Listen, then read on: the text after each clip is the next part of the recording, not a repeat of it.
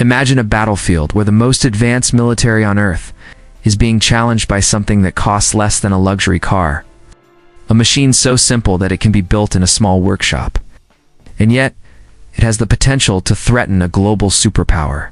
Right now, the world may be entering a type of war that military planners in the United States spent decades preparing for, but may not actually be ready to fight, because if a large conflict breaks out with Iran, the rules of warfare could change overnight. If that happens, the consequences will not stop on the battlefield.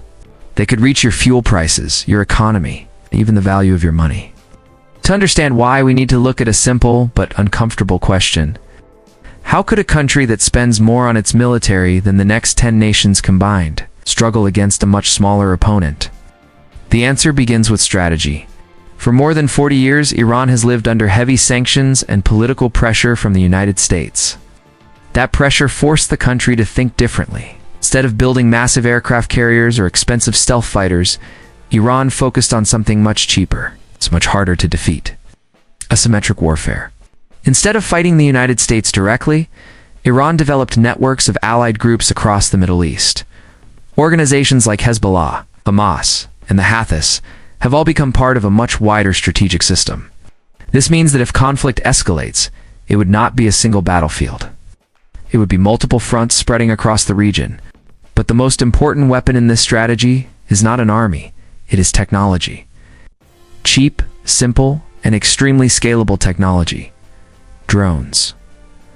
One of the most discussed systems in modern warfare is the Shahed-136 drone. Unlike advanced fighter jets that cost tens of millions of dollars, this drone is shockingly inexpensive. Some estimates suggest it can be produced for tens of thousands of dollars. It flies slowly, it uses simple navigation, and it carries an explosive payload directly to its target. Now imagine hundreds of them launched at the same time.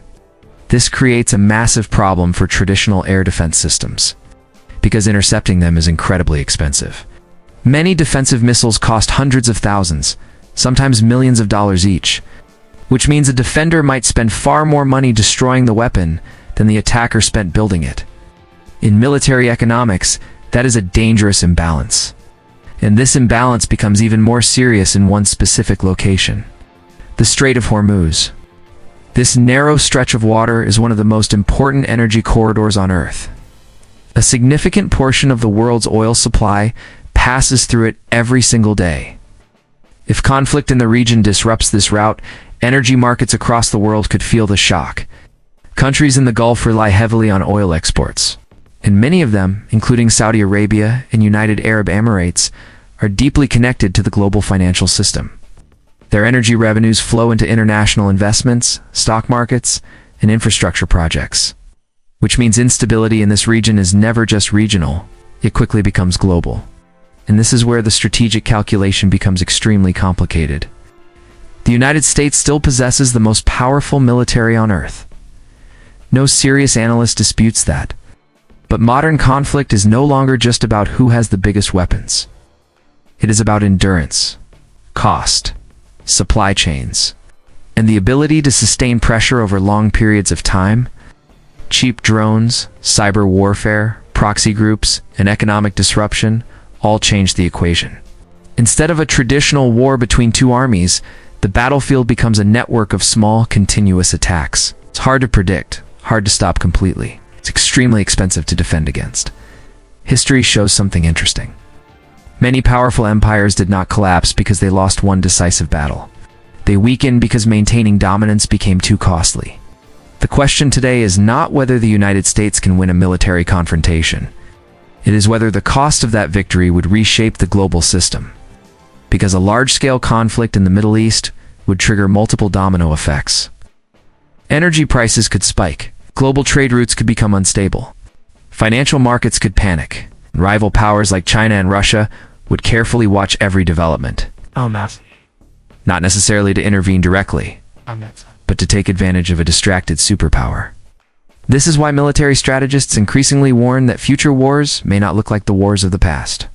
There may be no clear start, no clear battlefield, and no simple victory. Instead, power will be tested through economics, technology, and endurance. Which brings us back to the uncomfortable possibility. The next global conflict might not be decided by the most expensive weapons ever built. It might be shaped by the cheapest ones. Small machines, simple systems, mass-produced technology, strategies designed to slowly exhaust even the strongest powers.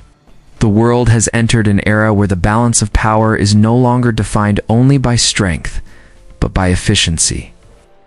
And if that shift continues, the next decade could redefine what it actually means to be a superpower.